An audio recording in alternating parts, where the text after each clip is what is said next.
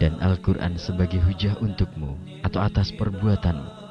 Setiap orang pergi di waktu pagi, lalu menjual dirinya. Ada yang membebaskan dirinya, dan ada pula yang membinasakannya. Hadis riwayat Muslim.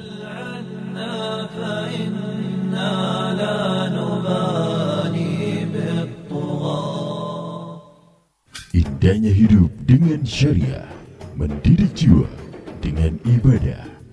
Radio dakwah syariah, satu suara untuk dunia.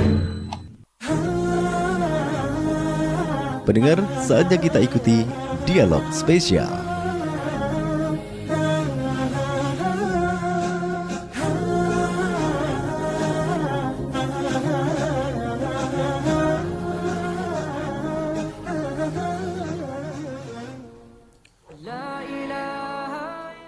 Baik, pendengar dimanapun Anda berada, kali ini kita menuju pada sesi berikutnya, sesi terakhir di program RDS Pagi pada kesempatan pagi ini, jam 10 sampai dengan jam 11, atau nanti jam 11 ada berita RDS juga ya. Baik, pendengar, ada sudah bersama kami, barangkali saya yakin tentu Anda hafal, tapi kalau setiap malam Ahad ya, tapi ini sekarang spesial nih, hari Rabu jam 10 bersama saya ada Dr. Bobby Faisal.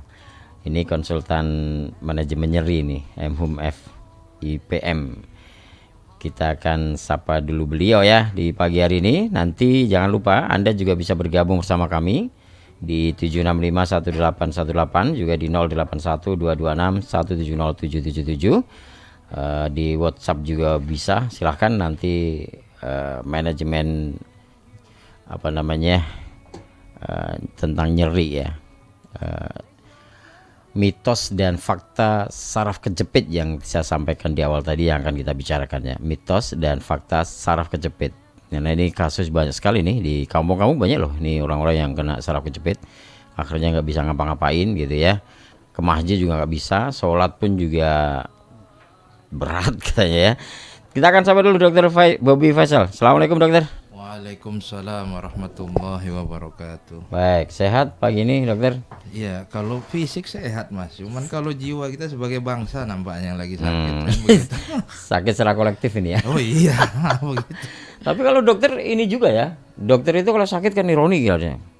Dokter itu kan harusnya sehat terus gitu ya. Iya, harusnya begitu. Tapi kan kita dipaksa sehat di negeri yang sakit. Dipaksa sehat di negeri yang sakit. Dekengan pusat.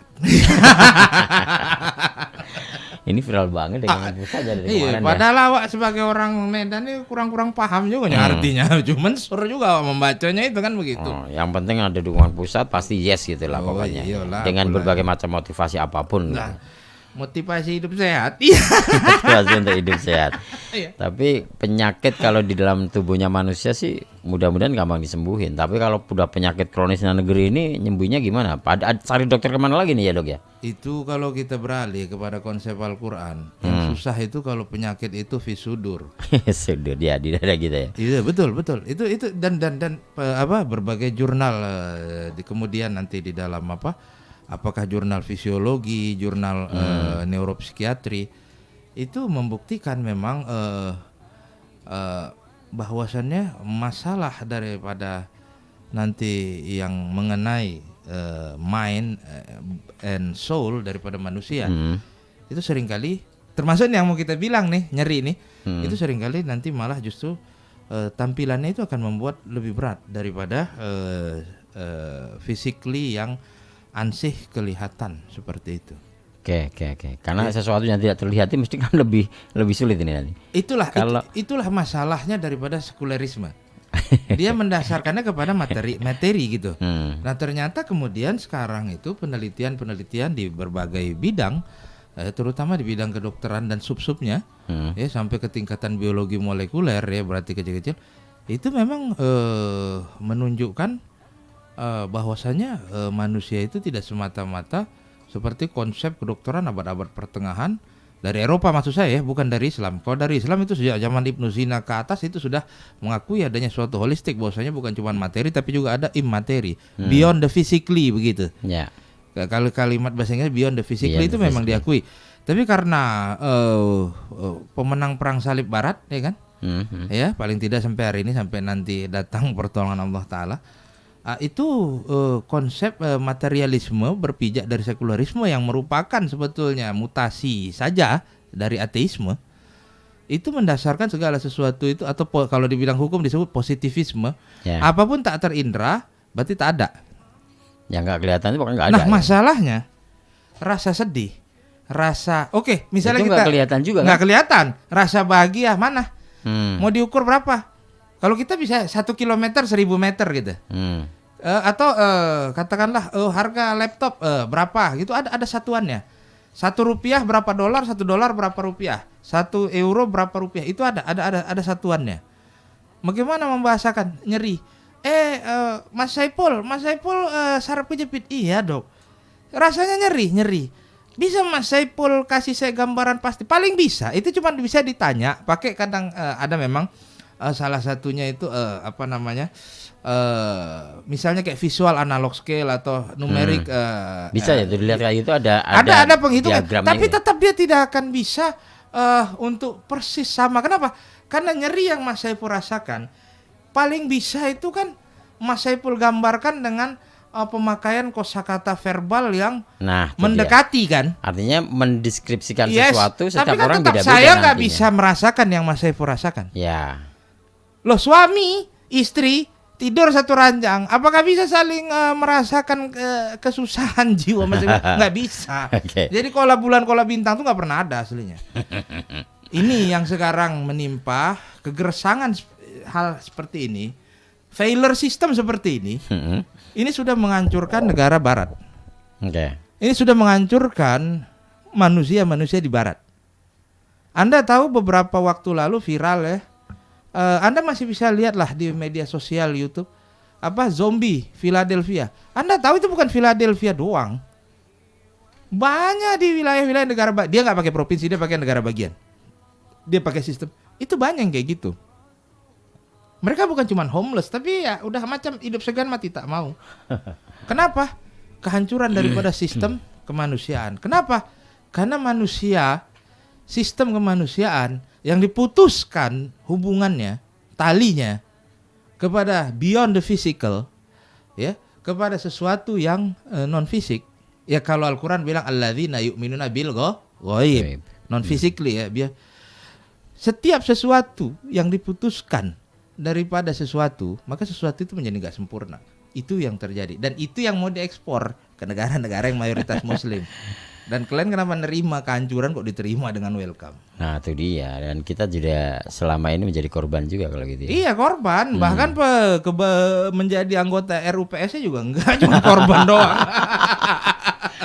Ini akan panjang kalau bicara itu. Panjang, dekengan pusat. Dekengan pusat, luar biasa nih. Memang biasa di luar. Nah, kalau bicara masalah Indonesia sudah keserang salah kejepit belum nih? Mau stenosis nggak ada udah. Jadi stenosis itu nanti dia bahkan itu di bawah berapa? Di bawah 3 mm, di bawah 12,5 mm kejepitnya itu. Artinya udah kejepit banget gitu. Oke.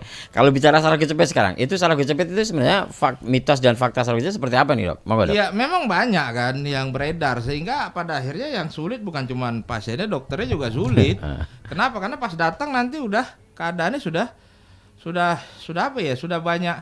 Sudah banyak kerusakan, artinya parah lah pokoknya. Parah gitu. Kan kita harus paham, parahnya itu yang bisa ditimbulkan dia kan bisa sampai kelumpuhan. Ya, secara garis besar bahasa yang paling enak untuk didengar kalau tak suka mendengar kata kelumpuhan adalah keterbatasan aktivitas. Walaupun tadi yang seperti Mas Saipul bilang, yang sering sih iya ujung-ujungnya kelumpuhan. Tempat tidur aja lah atau kursi roda. Makan tidur di situ, buang air di situ, otomatis kualitas hidupnya jadi menurun. Dan yang susah bukan cuma dia, yang ngurus lebih susah lagi. Karena yang ngurus dia juga mesti cari duit, kan begitu.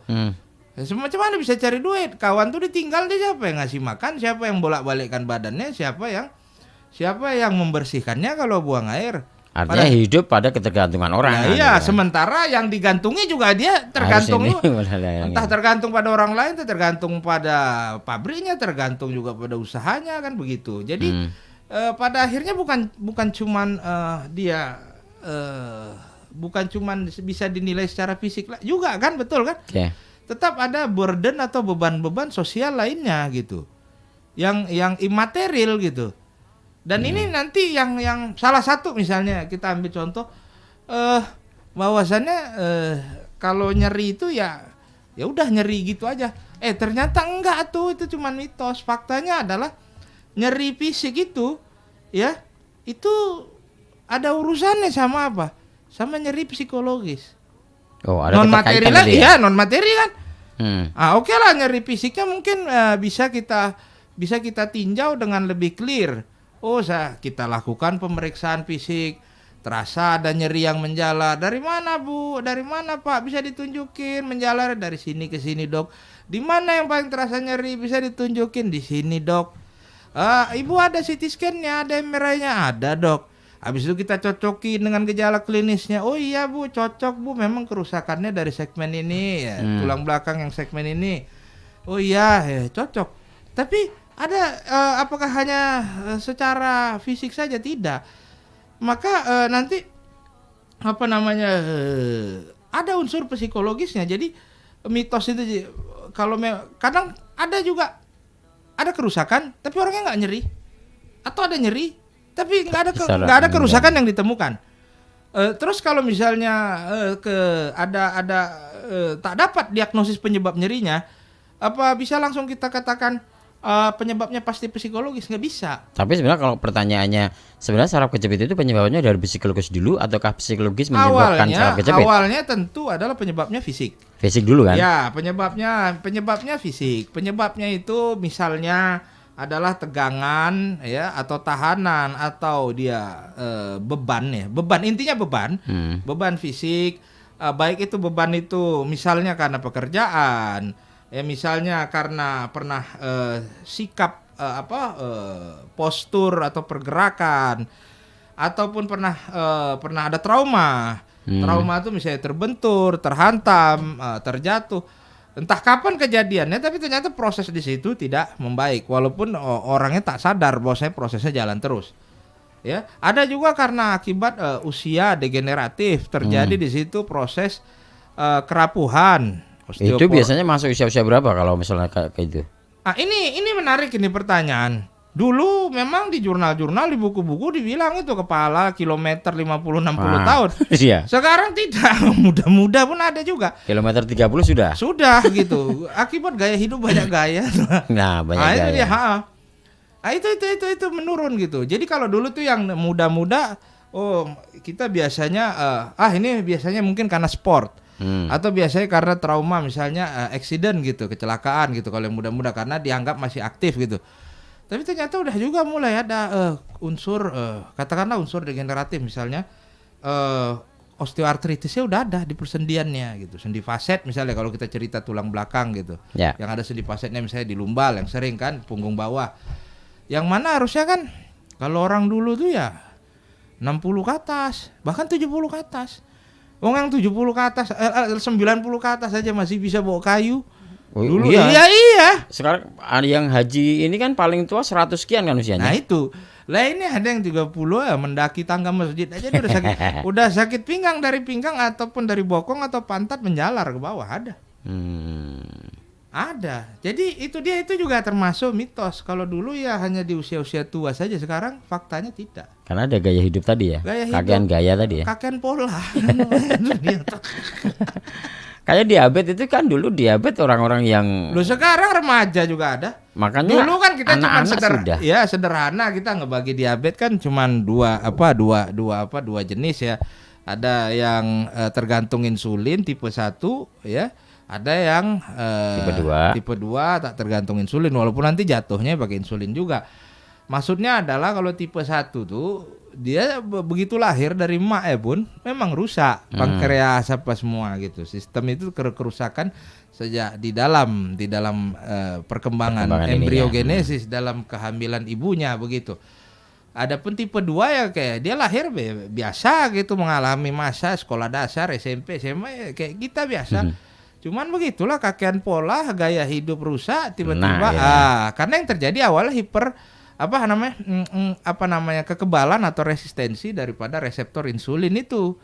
Jadi si yang tipe 2 ini dia masih tetap keluar insulinnya, tapi somehow Nggak mencukupi gitu ya. ada yang tidak mencukupi, ada yang kebal gitu, nggak mau duduk di tempat duduk yang telah disediakan begitu, alias reseptornya nggak mau mengikat dia. Nah, ya dulu memang dianggap ada hubungannya dengan usia segala macam, tapi sekarang semua itu cuma Makanya mitos. anak-anak sekarang sudah gitu kan. Ya, Makanya macam mana nggak berarti sama sudah? dengan saraf kejepit dulu usia-usia itu, tapi sekarang juga usia-usia muda banyak yang kena saraf kejepit kan. Iya banyak. Makanya banyak. itu. Makanya kan saya sudah sering bilang di RDS, tapi seringnya kan memang Sabtu malam Ahad ya. Tren penyakit itu setelah Perang Dunia berakhir itu kan berubah karena poverty dan welfare daripada keadaan-keadaan dunia yang tadinya berada dalam alam kolonialisme fisik, ya kalau sekarang kan kolonialisme juga tapi di bidang lain. Itu kan berubah. Kalau dulu penyakitnya infeksi zaman perang, ya kan? Malnutrisi, infeksi begitu tuh yang banyak. Bukan artinya sekarang nggak ada. Maksudnya trennya itu berubah. Kalau setelah masa perang di dunia ini, perangnya berpindah ke tempat lain, perang proksi katanya, itu yang berubah adalah gaya hidup, sehingga tren penyakit berubah yang tadinya dari penyakit-penyakit yang sifatnya infeksius sangat begitu ya. Kalau dulu ada kena TB ya, mati siji mati kabeh. Kena pagi sore mati, kena sore pagi mati. Dulu ada begitu kan Pak Geblok. Kalau sekarang berubah menjadi penyakit yang disebabkan oleh gaya hidup. Kalau kita pakai bahasa agamanya, penyakit yang disebabkan oleh karena kelakuan manusia sendiri yang hidup di luar daripada fitrah yang dibuat oleh Sang Maha Pencipta. Itu dia. Karena hidup di luar fitrah, akhirnya dia jadi penyakit itu. Yes. Ya? Termasuk saraf kejepit. Termasuk. Ya contoh Mas. Contoh. Tuhan menciptakan malam dan siang nih ada fungsi-fungsinya. Lah kita mau malam mau siang ajar terus gitu kan. Padahal yang didapat juga nggak segitu-segitu juga begitu. Lalu yang kedua, umur kita makin tua tapi gaya tetap anak muda. Masih ndak juga mengangkat yang berat-berat. Kan udah di luar fitrah. Ndak sadar diri berarti. Loh, nggak ada teknologi kedokteran yang bisa buat Anda jadi tua balik lagi muda gitu. Nggak ada. Karena ini bagian daripada proses fisiologi perjalanan sel-sel dan jaringan tubuh manusia gitu. Tua ya sudah, nanti ya rapuh gitu kan. Paling untuk menghibur diri kan kita bilang Anda hanya setua apa yang Anda pikirkan. Habis itu sambil ngecek rambut ya kan. Tapi kan tetap sel-sel di dalam itu tetap dia memiliki juga masa lifespan. Cuman sebetulnya dia dikasih spare part sama Allah Ta'ala. Itulah yang nanti kemudian sampai sekarang tuh ada teknologinya, ya penelitiannya yang membahas tentang sel-sel muda atau stem cell gitu kan. Karena ternyata memang ada spare partnya, tapi entah kenapa spare partnya tak aktif. Stem cell itu memang bisa tuh itu. Iya, memang iya bisa ya. Iya memang itu bisa begitu. Cuman kan tetap nggak bisa mengembalikan sampai 100%. Nggak bisa. Gitu, tetap bikinan Allah Ta'ala tuh. Cuman memang Allah sediakan memang ada logistik yang menjadi spare part kepada sesuatu sel atau jaringan itu gitu. Tinggal lagi kita itu bukan membuat sebetulnya. Kita bagaimana menstimulus supaya dia aktif seperti itu. Nah, kalau yang saraf kejepit ini gaya hidup atau kakean pola yang seperti apa ini yang kemudian bisa menuju ke sana ini? Biar ada preventif. Kita harus tahu saraf kejepit ini kan kita sedang membicarakan tulang belakang ya. Ya. Tulang belakang tuh ada 33 pasang. Bukan 33 biji ya, 33 pasang. Segala sesuatu kami ciptakan berpasang-pasangan. Ya. Yang tunggal itu hanya Allah Ta'ala. Nah, ya memang iya tulang belakang itu kan kanan kiri begitu, atas bawah gitu. Segmennya kan begitu, dia membentuk satu bangunan. Sebagaimana juga Nabi bilang kita seperti satu bangunan, kan begitu. Salah satu jatuh ya jatuh semua. Nah itu sifat daripada sendi tulang belakang. Jadi tulang belakang itu juga ada sendinya Mas. Antara satu segmen sama segmen lain itu ada sendi yang menghubungkan, namanya sendi faset. Lalu yang kedua yang harus kita ketahui, ada banyak selain daripada tulang, tapi juga yang berada di situ di sekitaran tulang dan sendi itu, yang dia semuanya bisa menjadi pain generator. Jadi generator penghasil nyeri. Makanya pastikan dulu apakah memang oke lah saya HNP gitu, tapi apakah memang gambaran HNP dalam CT scan atau MRI itu yang menjadi generator penghasil nyerinya. Karena dari penelitian postmortem, jadi penelitian atas mayat, banyak orang yang tak pernah mengeluh nyeri di tulang belakang ternyata memiliki masalah di tulang belakang setelah gitu. ya. Itu tadi saya bilang, itu termasuk mitos bahwasannya akan selalu sama antara pemeriksaan dengan keluhan. Enggak.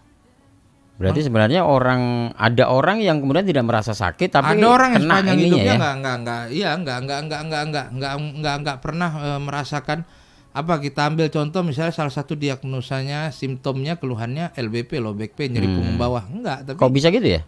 ya karena nyeri itu sendiri pengertiannya apa? Nyeri itu sendiri pengertiannya sampai saat ini yang sanggup dibuat oleh kalimat verbal manusia, apalagi manusia yang non muslim kan yang buat kan dia dari dunia barat sana, adalah suatu rasa tidak nyaman yang dirasakan secara fisik dan psikologis. Fisik dan psikologis. Iya.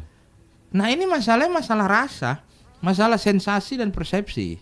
Dan Sekarang gini Mas, kita berdua, kita nih mah anggap aja nih kita udah tua tapi masih suka main layangan begitu kan. Terus lagi main layangan, ada layangan putus, Mas ajak saya ngejar, ayo dong kita kejar begitu, ayo gitu daripada beli kan. Nah terus kita berdua nggak sengaja nginjek paku. Nah misalnya saya memang sehari-hari Mas kerjanya di bangunan, jadi jangankan paku, kaca, udah biasa saya injak. Apakah saya nggak merasakan sakit? Masih merasa sakit. Tapi respon saya terhadap sakit itu beda. Nah Mas biasanya kerja di belakang meja, behind the desk. Gak pernah ini paku. Nggak pernah. Kena paku akhirnya. Paku yang sama memunculkan sensasi respon yang berbeda ya. Karena diterimanya oleh sistem kita juga berbeda. Zaman sekarang kan lebih parah lagi. Dia kalau kena paku diambil handphone, guys. Aku kena paku. Jadi secara fisik, apalagi nanti secara psikis ya. Seorang yang beriman dan tidak beriman, mendeskripsikan sakit pun nanti akan berbeda loh. Coba lihat bagaimana kalau di dalam Al-Quran tuh, kalau Allah Ta'ala memviralkan omongan-omongan orang-orang yang kena azab. Sering Pak, ya laitani, ya laita, ya laita. Itu kalau dalam bahasa Arab, orang Arab ngomong ya laitani itu udah sial banget tuh sambil begini. Aduh. Kalau yang kita pernah ngikutin conversation di pergaulan masyarakat Arab, ya, mau dimanapun orang Arab tuh di Eropa, kalau udah ya laitani itu udah sial banget tuh sampai begini tuh. Kalau pol-polan gitu ya. Iya, kalau kita mungkin ngebaca doang itu ya laitani kita hafalkan. Ya laitani kuntum turoba, aduh, coba aku jadi tanah aja. Nggak, maksudnya adalah itu sedangkan ketika orang beriman kalau dia mendapatkan sesuatu nyeri, misalnya ada orang munafik dia bilang, hati-hati itu mereka sedang menyiapkan pasukan, ada kan? Dalam Al-Quran begitu, yang akan menyerang kamu. Orang-orang ada iman dia bilang inilah yang dijanjikan Allah dan Rasulnya. Mereka menyambutnya dengan tersenyum. Beda. Kenapa kok nggak terasa nyeri? Lah sekarang, guys, aku barusan aja dimarahin suami aku. Aduh.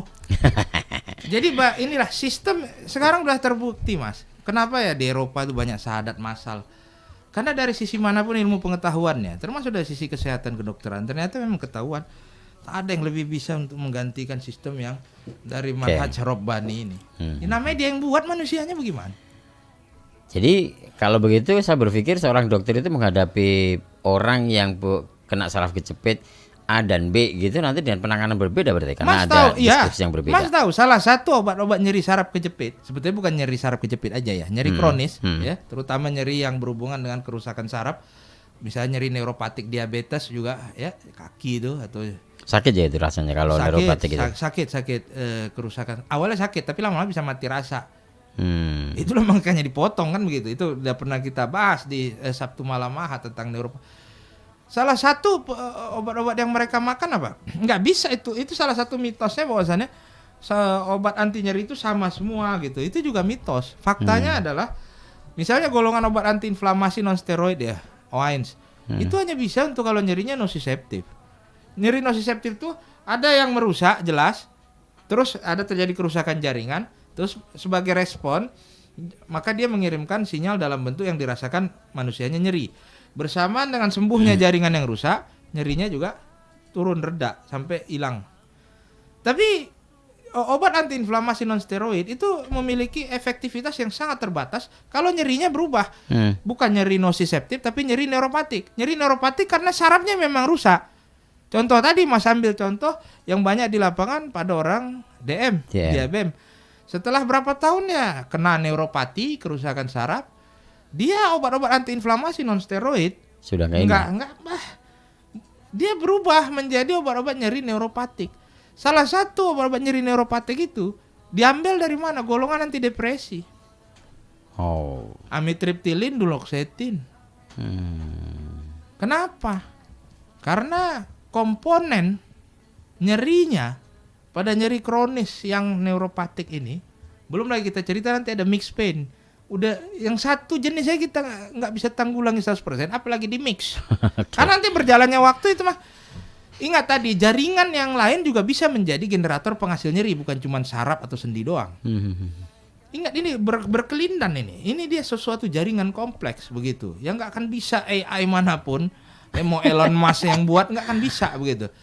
Nah ini nanti di dalam masa nyeri itu kronis, WHO membilangkan nyeri itu kok udah 3 bulan apalagi lebih. Yang datang pun yang udah 13 tahun nyeri gitu kan. Bebal lagi. Padahal kata WHO asalkan udah 3 bulan nyeri itu harus dianggap sebagai diagnosis tersendiri. Dalam tanda kutip penyakit tersendiri gitu. Kenapa? Karena rupanya dalam penelitian nyeri itu kalau kronis, ya dikatakan kronis itu lebih dari 3 bulan gitu ya.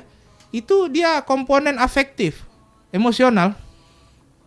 Sebetulnya juga nggak terlalu cocok pemilihan kata-kata emosional itu, tapi adanya itu kosakata bahasa Indonesia kan cukup miskin ya dibandingkan bahasa Arab apa bahasa Inggris satu begitu. kata bisa jadi sekian. Yes, betul. Itu komponen yang non fisik tadi, afektif namanya. Afektif tuh rasa, mood, apalagi ya psikologis, begitu ya. Itu seringkali lebih berat dan dia memasking atau dia menopeng gitu, menutup sedemikian rupa sehingga kadang-kadang nyeri physically aslinya itu tertutup oleh kondisi afektif yang lebih berat. Oke. Yang jadi masalah kalau itu nggak ditangani juga, maka jadi lingkaran setan. Jadi nanti si dokter juga bingung kita. Apakah karena komponen emosionalnya yang memperberat nyerinya, ataukah nyerinya yang memperberat komponen emosionalnya? Udah deh, duluan mana nih telur sama ayam? Makanya saya selalu bilang jangan lama-lama. Jadi sejak dini harus segera gitu. Iya betul. Nyeri kok tahan kali lama. Yang jadi masalah yaitu tadi ketika orang sudah terkena itu tapi dia tidak merasakan sakit tadi. Ya, seringkali misalnya dia jatuh dari pohon kelapanya kapan kan begitu. Baru nyerinya setelah usia kapan kan begitu. Dia tabrakan motornya kapan, baru nyerinya nanti di usia berapa kan begitu.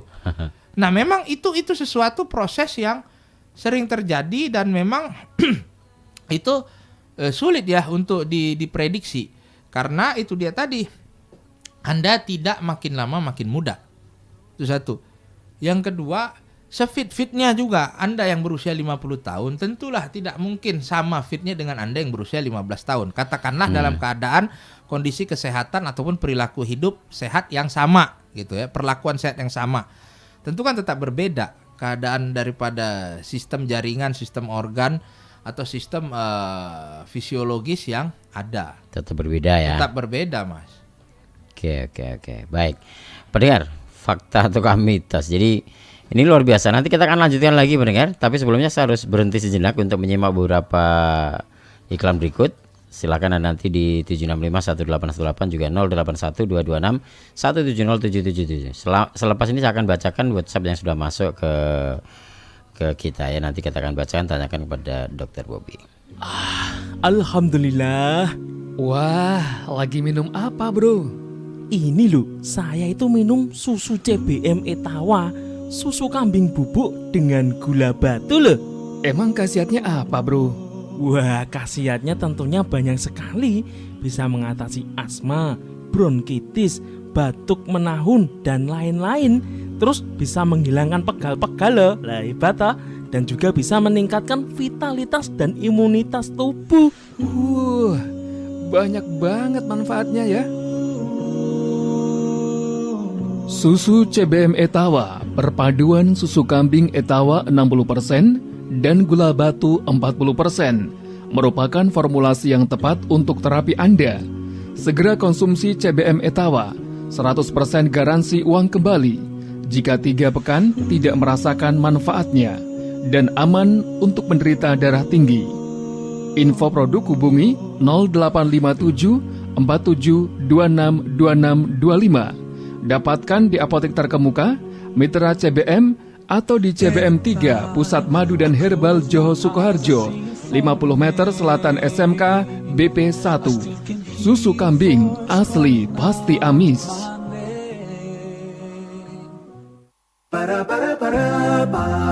Kabar gembira, kini hadir Aflaha Store sebagai pusat hijab syar'i berkualitas di Kota Solo. Kunjungi showroom Aflaha di Jalan Puntodewo nomor 53 Ngruki Solo, Selatan Asrama Putri Pondok Ngruki. Aflaha Store menyediakan banyak pilihan model jilbab terkini, mulai dari jilbab instan kaos, jilbab kain resmi dan non-resmi berbagai ukuran. Aflaha Store juga menyediakan perlengkapan busana muslim keluarga Anda, jubah akhwat, berbagai model dan jenis kain, mukena, gamis ikhwan, baju koko, peci untuk ukuran dewasa dan anak. Dapatkan wisata belanja syar'i hanya di Aflaha Store. Untuk informasi lebih lanjut, buka Facebook dan Instagram Aflaha Hijab Expert Syar'i atau hubungi 0813 2863 5656. Buka juga www.aflaha.com.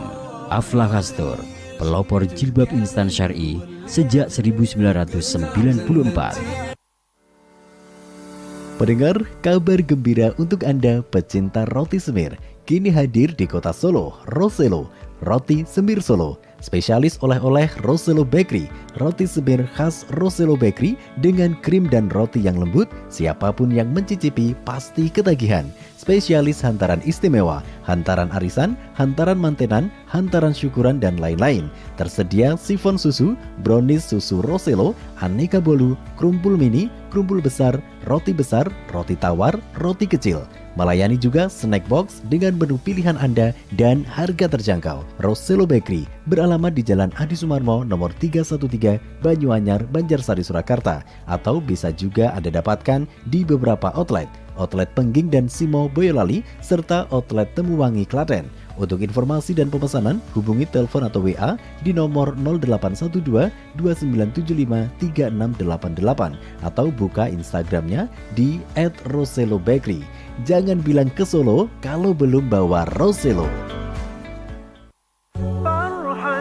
Pendengar, bagi penderita saraf kejepit ada berbagai mitos dan fakta yang diyakini di tengah masyarakat kita, sehingga seringkali penanganan nyeri saraf kejepit menjadi terlambat dan menyebabkan nyeri yang menetap serta gangguan bahkan ketidakmampuan bergerak dan kekakuan bergerak. Salah satunya adalah saraf kejepit dapat sembuh dengan diurut, pijat, atau hanya konsumsi zat-zat tertentu, atau juga selalu memerlukan operasi. Faktanya, penelitian menunjukkan bahwa terapi laser memiliki tingkat keberhasilan rata-rata 70% pada keadaan saraf kejepit ringan sampai sedang. Bahkan beberapa penelitian menunjukkan bahwa ketika pasien menjalani 5 hingga 10 sesi perawatan, mereka dapat mencapai tingkat keberhasilan sebesar 96,20%.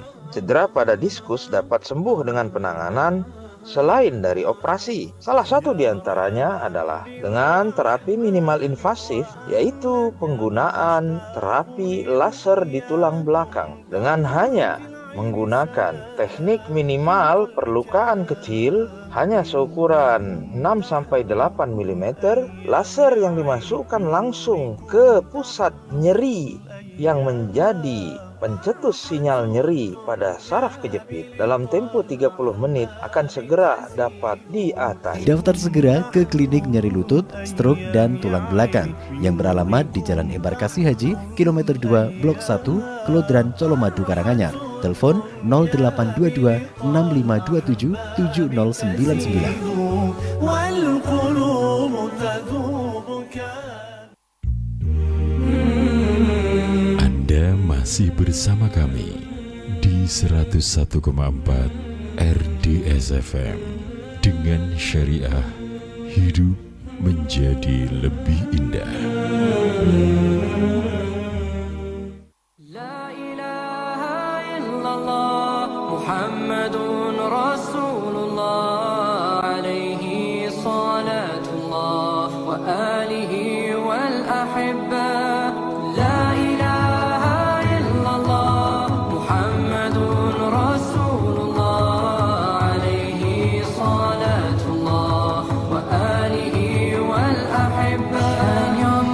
Oke, kembali lagi mendengar di dialog spesial pagi ini dalam RS Pagi.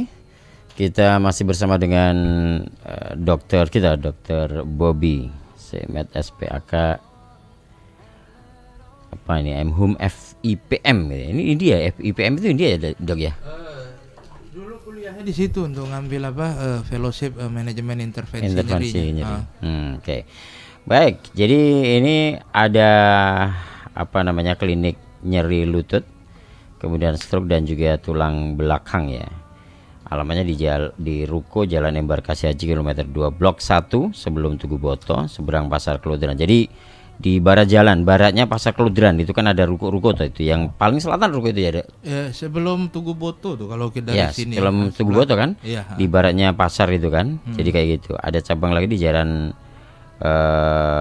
mana nih? Pratidina nomor 7 Kepoh, Desa Toudan, Kecamatan Colomadu, Kabupaten Karanganyar. Ini belakang kampus 2 Poltekkes Kemenkes Surakarta, Akademi Fisioterapi. Akvis berarti ya. Iya, betul. Baik, pendengar, ini sudah kita bicara tentang saraf kejepit, fakta dan mitosnya. Dan tadi sudah ada pembahasan sedikitnya tentang itu. Nanti kita akan korek lagi terkait dengan saraf kejepit ini.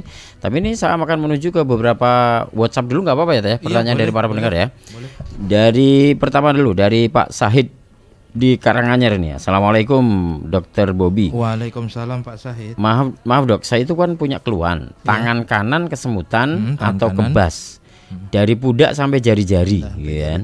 Kalau pagi kadang-kadang nyeri sampai nyokot-nyokot. Wah, ini nyokot-nyokot ini berarti nyeri banget gitu ini. Ini apa ya, termasuk saraf kejepit ini dok? Mohon solusinya dok. Oh bisa.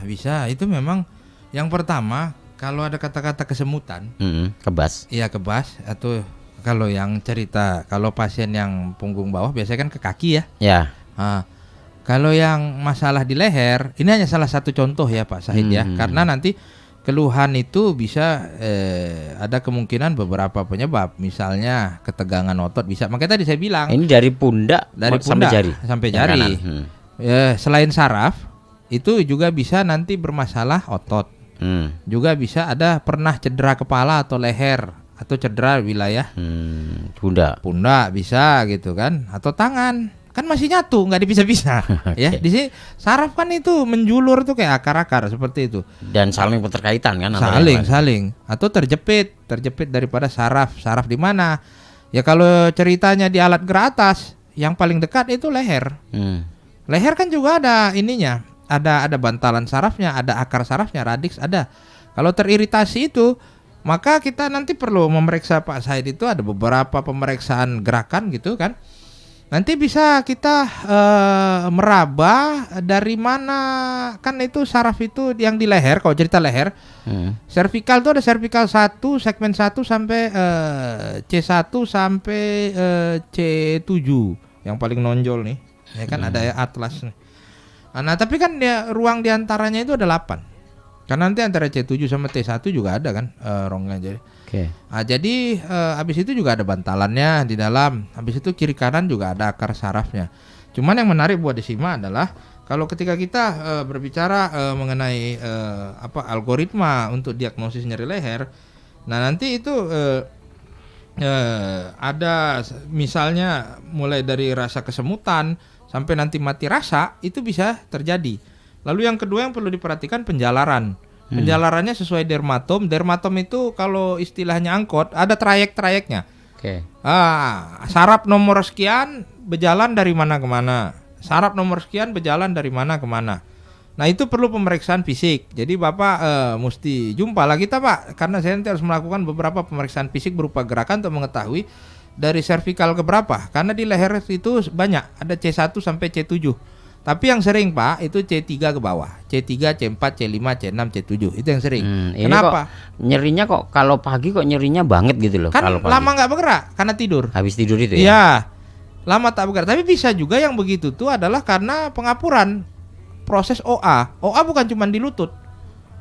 Jadi awalnya OA karena jaringannya, karena tulangnya sebagai suatu kalau lagi RDS kan lagi bikin bangunan tuh kan pertama sebelum jadi bangunan tuh ada kaki-kaki ya. Gitu. Anggaplah tulang itu sebagai kaki-kakinya. Nah, tulang ini ada sendi-sendinya kan juga. Sama juga kayak tulang-tulang bangunan kan ada sendi-sendinya. Nah, itu misalnya terjadi osteoporosis atau pengapuran, sehingga oglek, katakanlah gitu ya.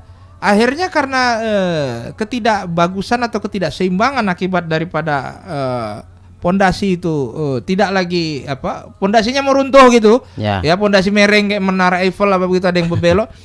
Dia ngejepit jaringan sekitarnya. Oh, di situ ada otot, di situ ada tendon, di situ juga ada saraf. Itu bisa. Oke. Nah, tapi memang kalimat bahwasannya kaku setelah bangun tidur dihubungkan dengan usia. Lalu yang perlu ditanyakan lagi sama Pak Said itu setelah berapa lama dibawa bergerak baru nanti agak kurang. Bisa ini lagi gitu bisa, ya? Bedanya nanti sama yang peradangan inflamasi akibat autoimun, RA, rheumatoid arthritis, dibandingkan OA, osteoartritis, ya, adalah kalau osteoartritis dibawa bergerak, dia awalnya kaku gitu kan, dibawa bergerak itu nanti dia pelan-pelan kakunya berkurang. Nyerinya juga berkurang gitu. Terus ini solusinya apa ini, Dok? Ya, solusinya berobat lah. Karena tapi sebelum artinya secara kedokteran bisa diobat. Bisa, tapi kan kita harus ngelihat nanti kondisi lehernya dulu. Biasanya kan kalau yang begini, banyak pasien-pasien itu kan sudah kronis. Itu sudah ada minimal ronsen leher, bahkan ada yang udah ada CT scan lehernya. Nah, kita harus lihat itu, lalu kita hubungkan dengan keterbatasan geraknya dia dan keluhan nyerinya. Oke. Maka kalau di kalau kita itu lebih suka itu yang kalau memang nanti diameter daripada, katakanlah misalnya ini saraf kejepit misalnya gitu ya. Misalnya di saraf kejepit ataupun nanti ada stenosis daripada cervical gitu. Kita mesti bisa nanti ngebaca dari hasil pemeriksaan, misalnya di CT scan, celah antar jaringannya itu, celah antar bangunan segmen masih tersisa berapa mili. Nah, tentu kalau dia masih tidak terlalu dempet gitu, biasanya yang kita lakukan adalah tindakannya menggunakan laser. Laser langsung dimasukkan, karena pakai perlukaan yang minimal saja, pakai bius lokal. Perlukaannya minimal cuman ukurannya 6 mm, bukan 6 cm loh, 6 mili ya. Itu langsung masuk fiber optik itu ke area tersebut yang kita sudah diagnosa sebagai generator penghasil nyerinya. Lalu kita laser lah. Itu biasanya 30 menit itu udah selesai. Dan kalau Pak Said ini tadi memang Pak Said sampai tangan kebas juga ya, kayak orang GM aja nih. Iya, tapi nanti lama-lama ya berkurang rasanya. Berkurang tuh bukan karena sembuh, karena mati sarafnya. Karena peredaran darah juga akan kena. Jadi nanti dia misalnya bukan Pak Said aja ya, perempuan juga banyak. Megang sesuatu nanti terlepas, tiba-tiba lemah. Nggak terasa gitu ya? Iya, lemah. Misalnya kalau ibu-ibu ya lagi megang gelas atau megang teko atau lagi nyuci piring, tiba-tiba lemah. Kalau laki-laki ya mungkin gayung aja gitu. Nggak bisa. Iya. Seperti itu. Baik, gitu Pak saja. Jadi perlu ada terapi nih kalau begitu nih. Iya, jangan dibiarkan Pak. Karena kalau udah ada cerita kesemutan, itu mau nggak mau, yang paling nomor satu kita letakkan di statistik saraf. Saraf nih Pak, agak susah dia kalau dia udah keburu rusak dibanding jaringan lain. Baik, kita ke Depok sekarang. Oh, jauh. Jauh banget Depok ya. Assalamualaikum, saya hamba Allah dari Depok. Ingin bertanya, adik saya itu kan usianya 25 tahun, Dok. Suka sakit di bagian pinggang. Pernah jatuh dari motor dan suka mengangkat yang berat-berat seperti galon contohnya, dan oleh dokter dibilang saraf kejepit, namun harus MRI. Apakah jika terdiagnosa saraf kejepit harus MRI untuk memastikan, atau ada alternatif lain untuk memastikan, dan pengobatannya seperti apa, Dok? Jazakallahu khair. Iya. Kalau untuk diagnosis ya, untuk ini ada dua hal yang harus kita ketahui dari kalimat ini. Yang pertama, untuk gold diagnosis standarnya memang MRI. Ya. Kenapa? Karena MRI bisa ngelihat jaringan yang tidak keras. Jaringan keras itu tulang. Ya. Ronsen hanya bisa ngelihat jaringan yang keras. X-ray itu hanya bisa ngelihat jaringan yang keras, atau yang disebut radio opak, karena dia bisa menahan sinar X-ray kan, memantulkan balik. Nah, itulah jadi warna putih ya kan. Tapi kalau jaringan yang tidak sekeras tulang, non radio opak atau radiolucent, tak bisa, makanya jadi hitam. Nah, sedangkan dia MRI, karena dia menggunakan magnetic resonance ya, resonansi gelombang elektromagnetik, bukan menggunakan sinar X, bukan menggunakan radioaktif. dia pakai gelombang elektromagnetik, dia jaringan yang lunak pun bisa. Nah, saraf kan lunak. Habis itu selain saraf di situ juga ada pembuluh darah. Ya, di situ juga ada jaringan-jaringan lunak lain, ligamentum, tendon segala macam.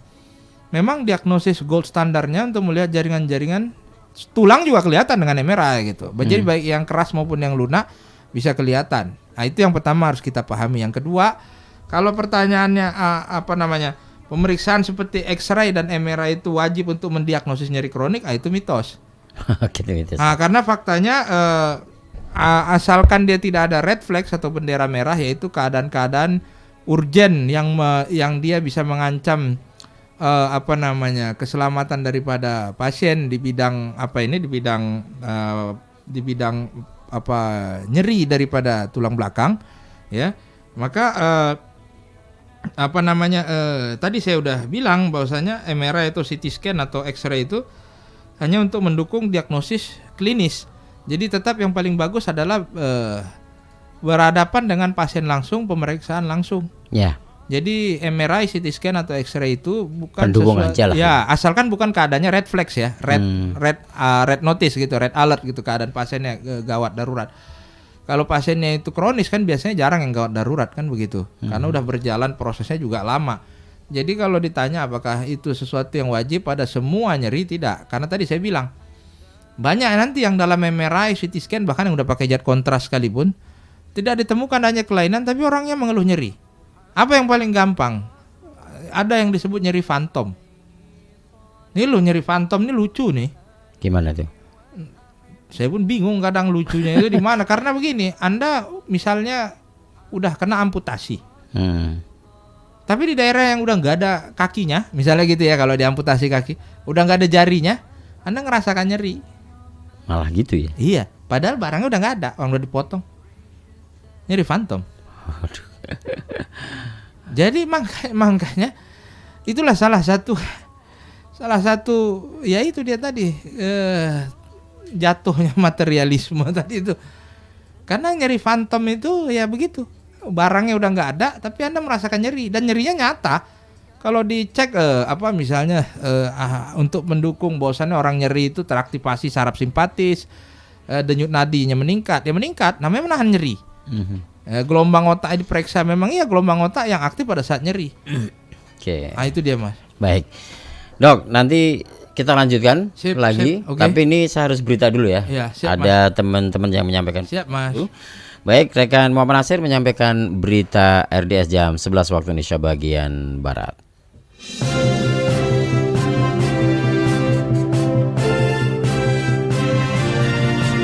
Berita RDS FM.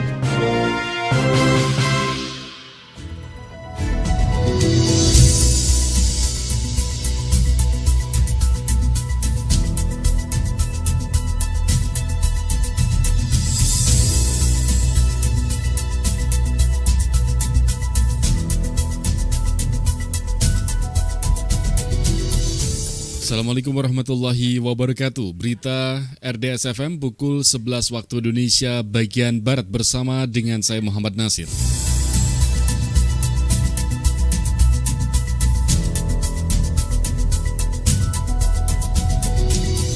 Pendengar, kita awal informasi yang pertama untuk kesempatan kali ini. Pertamina berencana memindahkan kantor pusatnya dari Jakarta ke Balikpapan, Kalimantan Timur. Komisaris Utama PT Pertamina Persero Basuki Cahayapurnama alias Ahok menyatakan pemindahan seluruh kantor Pertamina ke Balikpapan adalah untuk berdekatan dengan Ibu Kota Nusantara atau IKN. Selain itu juga untuk pemerataan pembangunan. Hal itu disampaikan Ahok dikutip Antara pada hari Rabu ini.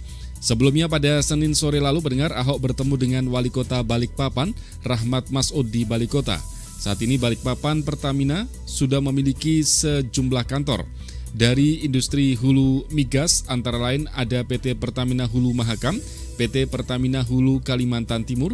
Dari industri hilir migas ada PT Kilang Pertamina Balikpapan, Pertamina Gas atau Pertagas, Pertamina Patraniaga, hingga Pertamina Shipping. Di Balikpapan, pendengar, Pertamina juga memiliki kawasan perumahan dan apartemen lengkap dengan berbagai sarana olahraga seperti lapangan tenis, lapangan basket, kolam renang, hingga lapangan golf. Lalu Stadion Parikesit, stadion yang legendaris di benak setiap pecinta sepak bola Kota Minyak karena menjadi markas klub Persiba, adalah stadion milik Pertamina. Stadion ini sudah tinggal kenangan pendengar karena sudah diruntuhkan dan di atas lahannya dibangun bengkel kerja untuk kilang yang baru. Lebih jauh, Basuki Cahayapurnama alias Ahok juga mengungkapkan selama ini di Jakarta Pertamina menyewa kantor di atas lahan seluas 92.000 meter persegi. Kantor ini yang menjadi kantor pusat Pertamina ada di kawasan Gambir, Jakarta Pusat, satu kawasan bisnis utama Jakarta.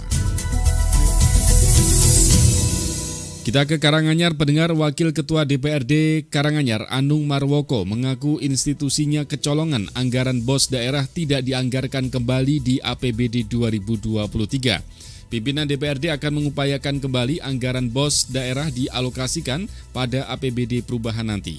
Demikian dikatakan Anung Marwoko pada Selasa kemarin dikutip dari laman tibulo.net. Menurutnya keterbatasan anggaran karena COVID-19 bukan lagi menjadi alasan bagi Pemkab tidak mengalokasikan kembali BOS daerah. Apalagi proyek-proyek dengan menelan anggaran besar bisa dikerjakan Pemkab di tahun ini. Sangat memungkinkan anggaran BOS daerah dialokasikan dalam APBD perubahan. Sementara itu, Kepala Dinas Pendidikan dan Kebudayaan Disdikbud Karanganyar, Yopi Eka Jatiwibowo, membenarkan anggaran BOS daerah tidak dialokasikan lagi dalam APBD Karanganyar. BOS daerah sudah di-stop sejak 3 tahun ini.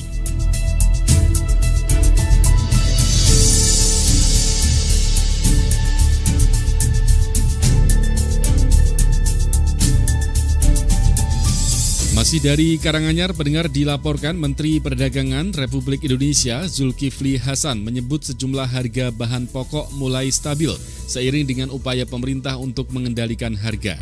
Demikian disampaikan Menteri Perdagangan saat meninjau sejumlah harga bahan pokok di Pasar Colomadu, Kabupaten Karanganyar pada hari Rabu ini, pendengar. Ya, menurut Menteri Perdagangan, harga bahan kebutuhan pokok sudah mulai stabil. Ayam sudah mulai turun dari Rp40.000 per kilogram menjadi Rp38.000 per kilogramnya. Selanjutnya untuk harga bawang merah dan bawang putih juga stabil di harga Rp35.000 per kilogram. Bahkan komoditas cabai rawit harganya dinilai terlalu rendah. Cabai terlalu murah hanya Rp23.000 per kilogram dan menurutnya ini dapat merugikan para petani. Sedangkan komoditas lain yang harganya juga mengalami penurunan meski hanya sedikit, diantaranya yaitu telur ayam dari Rp32.000 per kilogram menjadi Rp31.000 per kilogramnya. Terkait hal itu, pendengar, dikatakan oleh Menteri Perdagangan perlu waktu untuk menurunkan harga telur ayam. Meski demikian, dikatakannya hal itu tidak terlalu mempengaruhi fluktuasi angka inflasi secara nasional. Pada kesempatan yang sama, pihaknya mengapresiasi pemerintah daerah yang sudah berupaya mengendalikan harga, sehingga tidak ada bahan pokok yang saat ini mengalami lonjakan.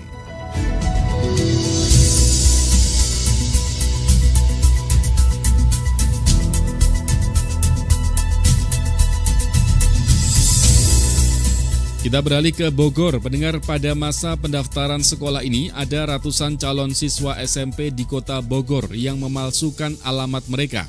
Mereka memalsukan alamat supaya bisa terakomodasi dalam rentang zonasi sekolah yang dituju. Di antara 913 calon siswa, ada 155 calon siswa yang kedapatan menggunakan data kependudukan palsu. Mereka mendaftar di beberapa SMP unggulan dan favorit di kota Bogor.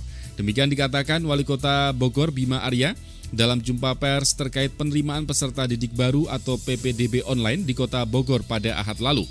Misalnya saja, SMP Negeri 1 Bogor punya 32% pendaftar bermasalah, SMP Negeri 2 punya 9% pendaftar bermasalah, dan SMP Negeri 3 punya 1% pendaftar bermasalah. Serta SMP Negeri 4 punya 15% pendaftar bermasalah. Tidak ketinggalan SMP Negeri 5 Bogor yang juga punya 14% pendaftar bermasalah. Tim Inspektorat bergerak hingga Dinas Kependudukan dan Pencatatan Sipil bergerak bersama Dinas Pendidikan. Mereka memverifikasi alamat-alamat palsu itu. Namun yang cepat dipastikan 155 calon siswa itu akan dikeluarkan dari PPDB. Semula terhitung mendengar jumlah calon siswa yang memalsukan alamat pendaftaran sekolah jalur zonasi sebanyak 155 calon. Usut punya usut, ternyata ada lebih dari itu yang memalsukan alamat. Ada 297 calon siswa yang kemungkinan akan didiskualifikasi dari keikutsertaannya dalam PPDB online untuk jalur zonasi. Demikian dikatakan Wakil Wali Kota Bogor, Dedi Ar-Rahim, ditemui di Balai Kota Bogor pada Selasa kemarin. Dedi memastikan pemalsuan alamat itu bukan suatu ketidaksengajaan, melainkan memang upaya manipulasi dari pihak calon siswa. Dedi meminta calon siswa di luar zonasi tidak memaksakan diri dan melakukan pelanggaran demi masuk sekolah favorit.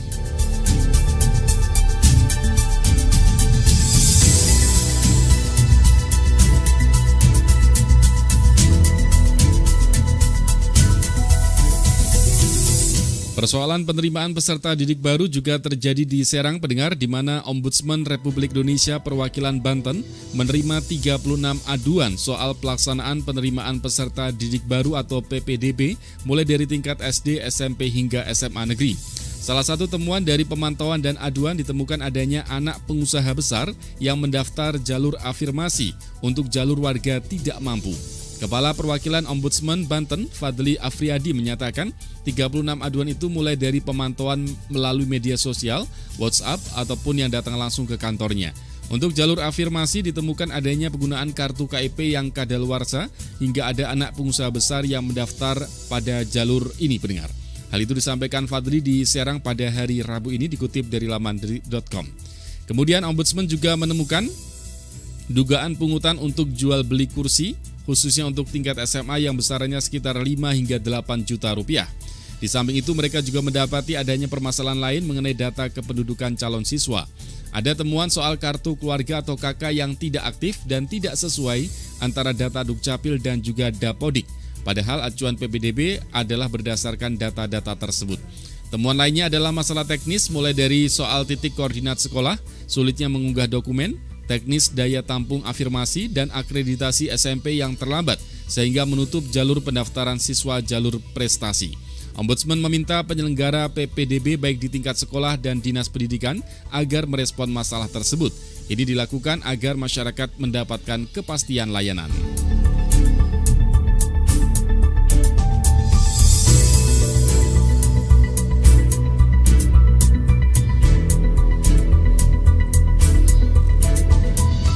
Kita ke informasi yang terakhir, pendengar, untuk kesempatan kali ini dari Moskow. Dilaporkan Wakil Sekretaris Dewan Keamanan Rusia, Dmitry Medvedev, memperingatkan peningkatan bantuan untuk Ukraina dari anggota NATO akan menimbulkan ancaman perang dunia ketiga.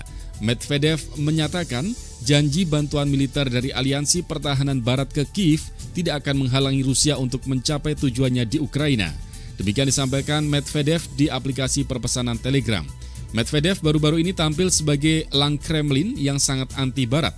Pada Januari lalu dia mengancam bahwa kekalahan dalam perang konvensional di Ukraina dapat menyebabkan perang nuklir.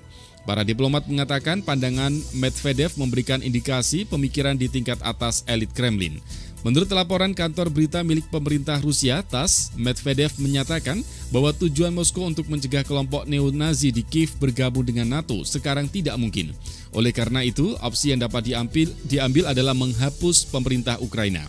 Menteri Luar Negeri Rusia, Sergei Lavrov, juga mengatakan perang di Ukraina tidak akan berakhir, sementara Barat menggunakan Ukraina sebagai perantara untuk menimbulkan kekalahan strategis di Moskow.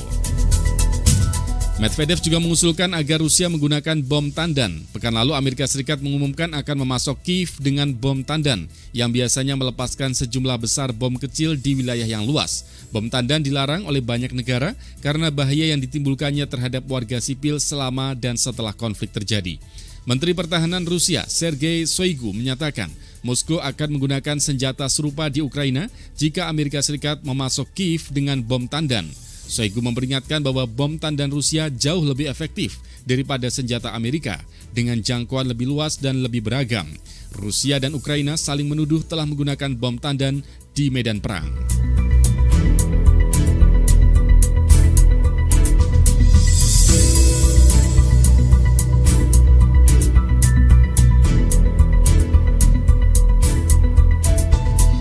Pendengar dimanapun Anda berada, demikian berita RDS FM untuk pukul 11 waktu Indonesia bagian Barat. Saya Muhammad Nasir, terima kasih. Wassalamualaikum warahmatullahi wabarakatuh.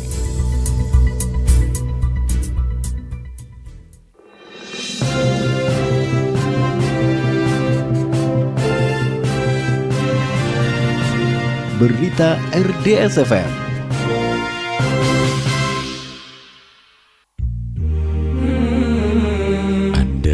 masih bersama kami di 101,4 RDS FM. Dengan syariah, hidup menjadi lebih indah. La ilaha illallah Muhammadun Rasul. Baik, pendengar, ini menuntaskan program kita di kesempatan pagi hari ini sampai siang ini. RDS Pagi dan sesi dialog spesial bersama dengan Dr. Bobby yang kita bicara terkait dengan fakta ataukah mitos terkait dengan saraf kejepit. Ini masih ada beberapa pertanyaan nih. Iya. Selesai enggak ini hari ini ya? Banyak banget nih. Kalau tak selesai suruh aja orang tuh menghubungi langsung kan dibacakan nanti alamat. Betul gitu. Baik, saya akan lanjutkan dulu yang tadi ya. Siap. Untuk menyelesaikan karena ini sesi terakhir. Dari 0780 nih siapa ini? Assalamualaikum dokter. Mohon maaf keluar tema, nggak apa-apa ya dok ya. Iya. Ibu saya itu kan punya penyakit lambung dan sudah ke jantung. Pernah masuk ICU 1 minggu sampai sekarang tiap hari masih minum obat jantung. Pertanyaan saya, apakah ibu saya ini akan terus meminum obat jantung dok? Usia 54, berat badannya 48. Jazakallah khair. Dari Umi Umair. Yang pertama saya harus tahu dulu diagnosa jantungnya apa, kan begitu. Oke. Yang kedua diagnosa lambungnya apa.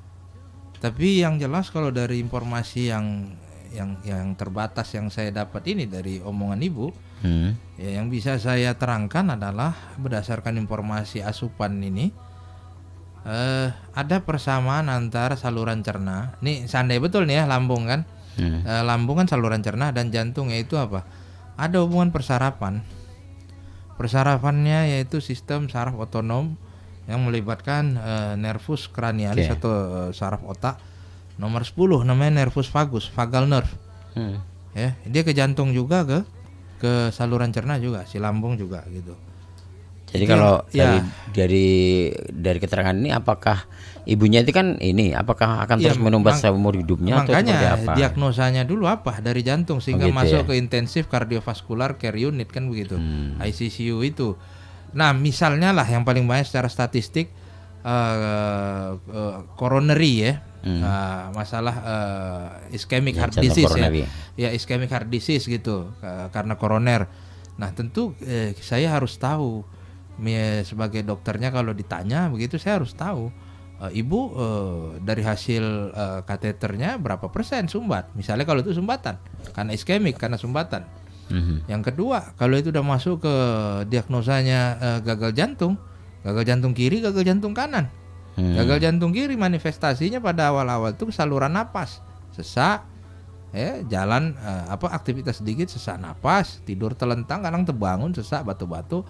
Gagal jantung kanan udah ada peninggian tekanan di vena jugularis di leher ini sama nanti udah bengkak misalnya kaki gitu.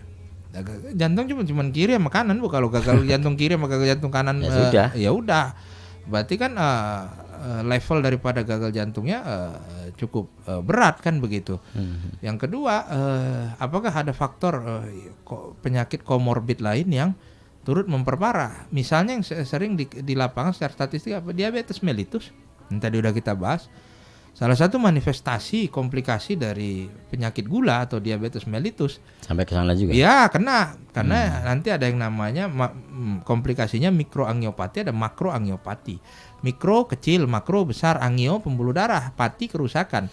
Contoh salah satu nanti ke arah makroangiopati adalah gagal jantung. Tapi sebetulnya nanti kalau udah jantung kena, ginjal pun kena. Karena ada hubungan antara ginjal dan jantung. Ya, hubungan hormonal, hubungan saraf itu ada gitu. Nah seperti itu. Nah ginjal ibunya udah kena belum juga? Jadi ibunya penyakit itu. Nah lalu yang terakhir, yang dimakan obat jenis apa aja kan gitu. Jadi dari situ saya bisa tahu ini arahnya kemana kalau obat-obatannya disebutkan. Tapi kalau ditanya ada kemungkinan seumur hidup, ada. Nah tapi kan untuk lebih jelasnya saya harus tahu diagnosa jantungnya apa, diagnosa lambungnya apa, dan obat-obat apa yang dimaksud yang untuk dimakan. Nah itu. Baik, begitu ya Bu ya. Kemudian ke pertanyaan selanjutnya 10087. Bismillah, assalamualaikum dokter. Mau tanya, untuk syarat kejepit itu apa boleh konsumsi obat anti nyeri terus menerus? Apakah berat badan mempengaruhi keparahan dari kondisi sarafnya?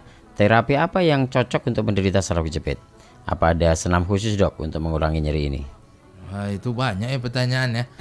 Nah, kalau yang luput sama saya langsung aja datanglah Bu ya atau Pak ya. Cuman kalau yang saya ingat itu yang tadi pertama itu, apakah apa tadi obat tadi ya? Tadi ini kan untuk saraf kejepit boleh konsumsi obat anti nyeri terus menerus? Tak boleh. Tak boleh ya. Itu efeknya apa sebabnya? Iya tetap ada lah, mana ada yang tak ada efeknya. Mau herbal katanya mau obat tetap ada Mas. Herbal juga ada? Tetap ada karena tumbuh-tumbuhan ataupun hewan-hewanan itu ya tetap memiliki zat-zat juga lah. Misalnya obat-obat nyeri ini apa? Obat-obat nyeri ini ada berapa golongan? Yang dimaksud golongan apa? Ada yang memang tidak dipakai untuk terus-menerus. Katakanlah misalnya golongan obat-obat nyeri untuk yang dikatakan keluarga jenisnya itu opioid. Ini bukan untuk jangka panjang. Nah, seperti itu. Tapi secara umum memang ya tidak dipakai untuk jangka panjang obat-obat nyeri ini. Secara umum gitu. Kenapa? Karena dia ada apa ya? Terutama pada pasien-pasien tua ya. Pasien tua ini kan penyakitnya kadang nggak satu ya. Dia juga makan obat dari jenis penyakit-penyakit yang lain. Ada interaksi obat yang kita khawatirkan. Sehingga perlu ada pengaturan. Pengaturan dosis, pengaturan macam, pengaturan pemberian obatnya. Yang kedua adalah tiap-tiap obat ini punya jangka waktu yang berbeda. Contoh, pada nyeri kronis tadi yang saya bilang itu dipakaikan obat-obat antidepresan tambahan sebagai koanalgesik. Itu baru ada efek itu setelah obatnya dimakan 5 sampai 9 minggu. Jadi nggak bisa Anda makan sekarang, nanti jam 1 terasa. Enggak. Anda mesti makan dulu sampai 5-9 minggu. Baru nanti kadar titrasi dia di darah, baru obat-obat apa tadi antidepresan tadi bisa turut menyumbangkan efek tata laksana nyeri yang berarti seperti itu. Jadi tidak bisa instan gitu. Tidak, tapi pada saat yang sama juga adalah sebuah mitos kalau obat nyeri itu harus diminum hanya jika nyeri berat dan tidak tertahankan saja. Faktanya adalah kita harus mulai menggunakan obat nyeri pada saat nyeri masih ringan. Kenapa? Karena itu tadi. Kalau dia udah berat, nggak semua obat nyeri itu pertama bisa langsung bereaksi. Yang kedua, kalaupun bereaksi nggak bisa bertahan lama. Ya, ada yang masanya itu ya cuman bisa nahan nyeri sampai 5 jam, 8 jam, 12 jam. Dia harus makan lagi karena kadarnya udah. Ada yang baru 5 sampai 9 minggu kemudian. Seperti itu. Itu dia, Mas. Baik, bisa aja nanti langsung saja ya untuk lebih lanjutnya ke inilah. Lainnya. Ke Ruko Jalan Embarkasi Haji kilometer 2 blok 1 sebelum Tugu Boto ini seberang Pasar Kelodran Solomadu Kabupaten Karanganyar. Yang lainnya dari Umu Filza. Bismillah, assalamualaikum dokter. Afwan mau tanya, jempol tangan saya kalau sudah neko itu sulit dan sakit, mau diluruskan. Lagi apa ini tanda-tanda ciri-ciri saraf kejepit ya dok ya? Itu lebih sering tuh trigger finger namanya. Apa itu? Trigger finger itu adalah masalah kondisi ketika yaitu tadi jari terasa kaku saat menekuk dan sakit atau meregang, lalu diluruskan itu nanti dia perlu usaha, effort dan berbunyi begitu. Dan itu disebutnya salah kejepit juga bukan? Pelatuk enggak bukan. Dia yaitu kalau saraf kejepit kan saraf itu yang dijepit sehingga teriritasi kan. Kalau ini trigger finger itu ada suatu sebetulnya gini, sendi-sendi apa kita buku-buku jari kita ini itu punya selubung pelindung dia. Punya selubung pelindung, dia mengelilingi tendon jari ya. Kalau bahasa Inggrisnya pulley. Kalau push kan dorong, kalau pull tarik ya. Trigger kan pelatuk daripada senjata ya, kayak revolver tuh kan ditarik dulu kan. Kalau zaman dulu di film-film cowboy baru didor, tarik dulu kan. Nah, jadi selubung pelindung ini namanya kalau dalam bahasa Inggris disebut pulley. Nah, itu dia mengalami peradangan ya, tendon, dia sebetulnya tendon. Dia penghubung antara otot dan tulang ya. Kalau dia bermasalah, apalagi bermasalahnya bolak-balik meradang kan jadi menebal. Nah, ya jadi ada jaringan ikat, jadi seperti kaku begitu, tidak elastis lagi sehingga kalau terjadi tadi apa mau ditekuk ya susah diluruskan lagi. Nah, itu jadi dia seperti terkunci dalam satu posisi. Penyebabnya itu bisa karena aktivitas daripada jari-jari yang terkena itu yang karena aktivitasnya bersifat tekanan yang kuat dan lama berulang-ulang, menggenggam sesuatu objek Itulah dunia itu kok digenggam kali pun memang. Jadi habis itu juga ada cedera. Lalu kalau kondisi-kondisi medis yang lain, misalnya penyakit, misalnya Anda memiliki diabetes kah, asam urat, ya, infeksi atau kista atau penyakit autoimun, itu bisa. Faktor peradangannya itu yang harusnya berjalan di sirkulasi ngumpul di situ, merusak itu.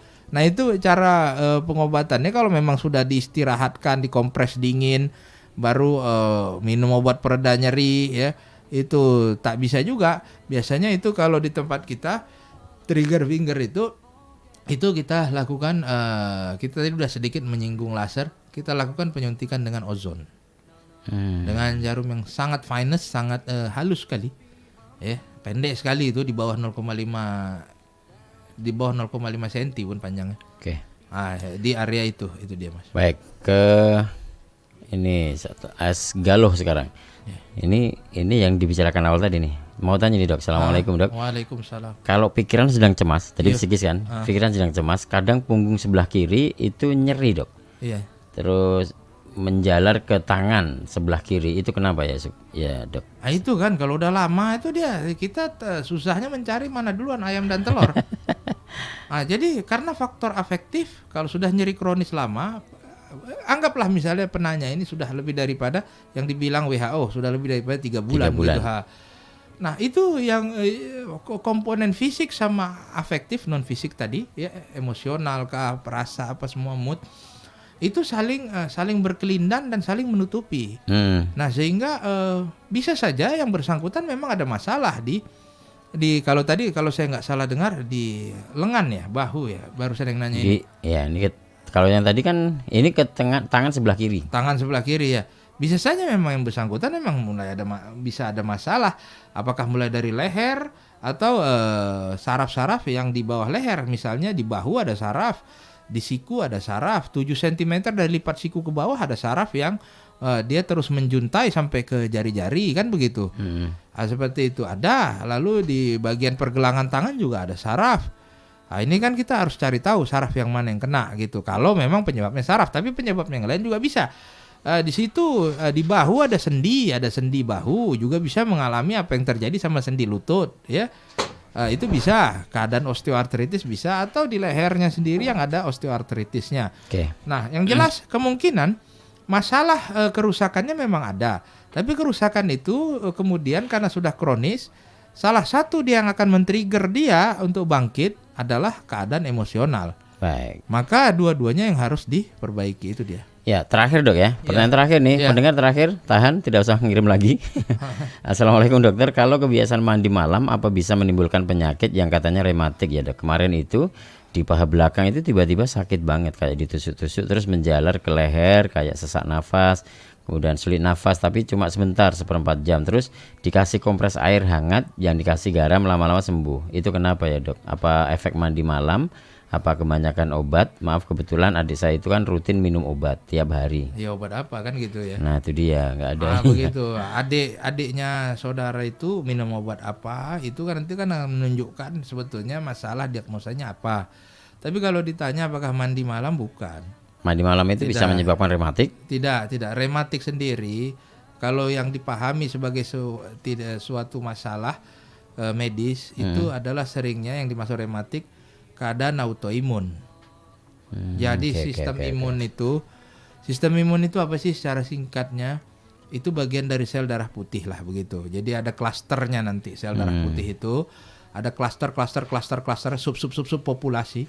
Salah satunya nanti ada yang disebut sitokin yang sifatnya pro-inflamatori atau sitokin yang sifatnya itu untuk aktif kalau urusan radang-meradang. Nanti juga ada antinya, sitokin anti-inflamatori. Harusnya ini selalu dalam keadaan fitrahnya itu seimbang begitu. Nah, cuman pada keadaan tertentu sitokin anti-inflamasinya tak terlalu aktif atau bahkan tak aktif sama sekali. Sitokin yang pro-inflamasi yang harusnya melawan musuh, dia malah pagar makan tanaman. Tapi kalau ditanya apakah ada karena dari mandi malam, bukan. Yang harus dielaborasi, harus diketahui obat-obat apa. Dari situ kan kita yang bisa tahu si adik ini sakit apa. Itu dia. Oke. Jadi begitu Ibu Nani ya. Terima kasih, nanti lain kesempatan bisa gabung lagi. Atau bagi Bapak Ibu pendengar yang berkeinginan untuk langsung konsultasi kepada Dr. Bobby Faisal, ini klinik nyeri lutut, stroke dan juga tulang belakang, Pain and Spine Center begitu, beralamat di Ruko Jalan Embarkasi Haji kilometer 2 blok 1 sebelum Tugu Boto itu ya, seberang Pasar Klodan. Jadi sebelah barat jalan gitu. Barat Pasar Klodan. Atau cabangnya juga di Jalan Pradidina nomor 7, Kepoh, Desa Toudan, Kecamatan Colomadu, Kabupaten Karanganyar, belakang kampus 2 Poltekkes Kemenkes Surakarta, Akademisi Fisioterapi, jadi Akfis Solo. Jadi kayak gitu. Baik, dokter, ini nomor telepon tak sampaikan juga bisa? Iya, silakan. Boleh ya, dari nomor teleponnya bisa dihubungi, call centernya 0822 6527 7099 dengan Dr. Bobby Faisal. Oke, terakhir dok, pengen disampaikan untuk menutup acara ini, silahkan. Iya, yang ingin saya sampaikan terakhir Mas, itu membunyi-bunyikan sendi, ya seperti yang viral-viral itu. Itu Crack gitu ya? Ya macam-macam namanya. Di luar negeri juga ada, dalam negeri juga ada. Itu gimana tuh? Itu baru bisa efektif kalau keadaannya itu adalah Anda mengalami dislokasi atau subluxasi. Itu pun pada grade-grade yang tertentu, tidak semua grade. Adapun kalau nyeri Anda diakibatkan bukan oleh subluxasi atau dislokasi, karena nggak setiap sendi bisa dislokasi atau subluxasi, hanya sendi yang sifatnya sesuatu sendi masuk ke sendi lain atau ball and socket. Anda tahu ya, kalau yang punya motor zaman dulu ada soketnya. ada soket itu kan kantong, berarti ada sesuatu yang dimasukkan. Nah, apabila sendinya bentuknya seperti soket, terus ada sendi yang lain yang masuk, lalu dia tiba-tiba tergeser, nah itu maka salah satu metode untuk memasukkan kembali, ya seperti traksi, sebetulnya udah lama sejak zaman Hippocrates itu, Yunani kuno itu ada seperti itu. Entah kenapa baru viralnya sekarang. Itu bisa pada grade-grade tertentu.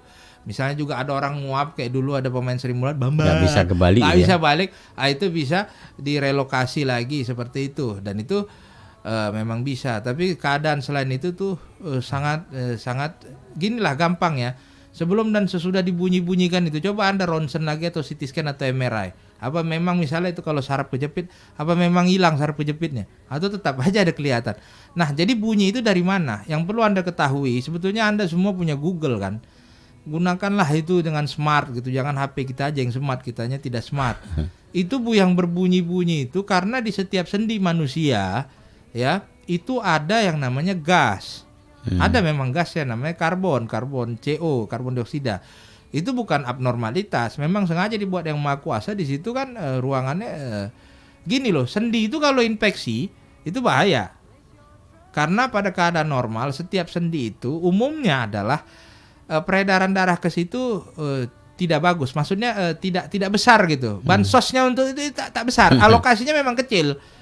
Ya, sehingga kalau daerah sendi ini ada masalah, tentu dia nggak bisa segera cepat sembuh, karena memang pada keadaan normal pun daerah-daerah sendi vaskularisasi atau pemberian aliran darah, oksigen, makanan itu memang sedikit, karena sendi ini kan diciptakan Tuhan untuk mengalami suatu daya tahan yang hebat, yang kuat terhadap berbagai macam benturan, gelombang, getaran seperti itu kan. Kalau nah, sehingga kalau dia dikasih pembuluh darah yang aktif-aktif, ya sekalinya nanti ada benturan berdarah di situ ya berabe.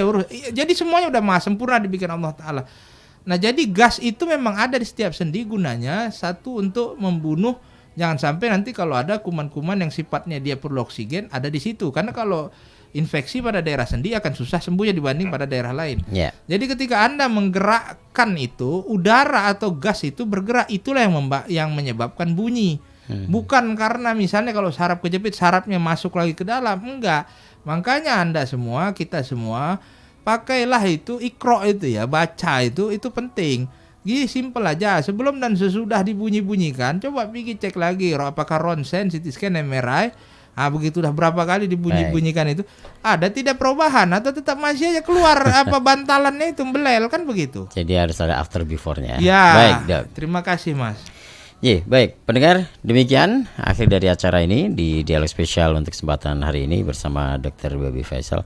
Mudah-mudahan nanti lain kesempatan bisa berjumpa kembali, dan sekali lagi silakan datang ke Ruko Jalan Embarkasi Haji kilometer 2 blok 1 sebelum Tugu Boto, seberang Pasar Klodan. Ini ada klinik nyeri lutut, stroke dan juga tulang belakang. Baik pendengar, saya Saiful Arus mengakhiri program ini. Terima kasih banyak kebersamaan Anda yang sudah bergabung sejak pagi tadi dan Anda yang bergabung sampai siang ini. Terima kasih banyak kebersamaan Anda. Mohon maaf bila ada banyak salah kata. Lain kesempatan dipertemukan kembali oleh Allah Subhanahu Wa Taala. Saya Saiful Arus juga segenap kru yang bertugas pada kesempatan hari ini, dari tim reporter rekan Muhammad Nasir, juga ada Azam Al-Jafari di operator, pamit undur diri. Alhamdulillah, subhanakallahumma wa bihamdika asyhadu an la ilaha illa anta astaghfiruka wa atubu ilaik. Wassalamualaikum warahmatullahi wabarakatuh.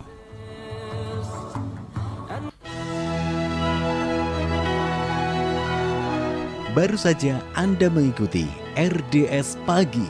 Terima kasih kebersamaan Anda.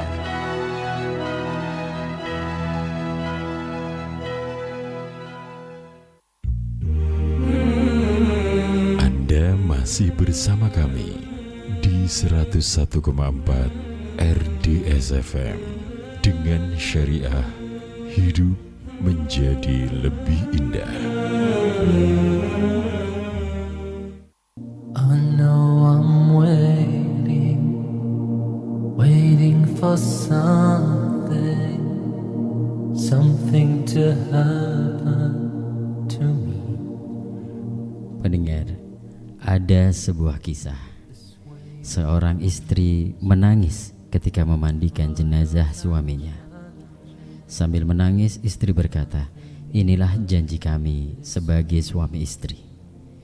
Jika abang pergi lebih dulu, maka engkaulah yang memandikan jenazah abang. Andai engkau yang pergi dulu dari abang, abang yang akan memandikan jenazahmu." Dari luar kamar jenazah rumah sakit, seorang ustadz masuk dan bertanya apakah istrinya mau memandikan jenazah suaminya. Ustadz itu kemudian bersama beberapa orang menemani si istri memandikan jenazah suaminya. Dengan tenang, istri membasuh muka suaminya sambil berdoa, "Inilah wajah suami yang aku sayang, tetapi Allah lebih sayang kepadamu. Wahai suamiku, semoga Allah mengampuni dosa-dosamu dan menyatukan kita di akhirat nanti." Saat membasuh tangan jenazah suaminya sambil berkata, "Tangan inilah yang mencari rezeki yang halal untuk kami, masuk ke mulut kami. Semoga Allah beri pahala untukmu, wahai suamiku." Saat membasuh tubuh jenazah suaminya, ia pun berkata, "Tubuh inilah yang memberi pelukan kasih sayang kepadaku dan anak-anakku. Semoga Allah memberi pahala yang berlipat berganda untukmu, wahai suamiku." Kemudian saat membasuh kaki jenazah suaminya, kembali ia berkata, "Dengan kaki ini engkau keluar rumah mencari rezeki untuk kami, berjalan dan berdiri sepanjang hari semata-mata untuk mencari sesuap nasi. Terima kasih suamiku. Semoga Allah memberimu kenikmatan hidup di akhirat dan pahala yang berlipat ganda." Selesai memandikan jenazah suaminya, si istri mengecup sayu suaminya dan berkata, "Terima kasih suamiku, karena aku bahagia sepanjang menjadi istrimu dan terlalu bahagia. Dan terima kasih karena meninggalkan aku bersama permata hatimu yang persis dirimu. Dan aku sebagai seorang istri ridho akan kepergianmu karena kasih sayang Allah kepadamu." Subhanallah, indahnya pendengar saling mencintai karena Allah. Meskipun terpisah sementara di dunia, tidak akan mempersatukan kembali di akhirat. Dari cerita tadi pendengar, dapat kita temukan bahwa cinta karena Allah Subhanahu wa Ta'ala bukanlah hanya sekedar ucapan rayuan gombal yang sering dijadikan kaula muda untuk mendapatkan orang yang dia sukai. Iya, disukai bukan dicintai. Banyak anak muda dan remaja yang mengobrol cinta kesana kemari dengan disertai janji-janji manis dari mulutnya. "Aku mencintaimu, sampai mati pun aku mencintaimu. Cinta ini karena Allah. Kamulah jodohku. Aku akan menerima kekuranganmu." Itulah beberapa kata-kata manis yang keluar dari para insan yang sedang menyukai insan lainnya.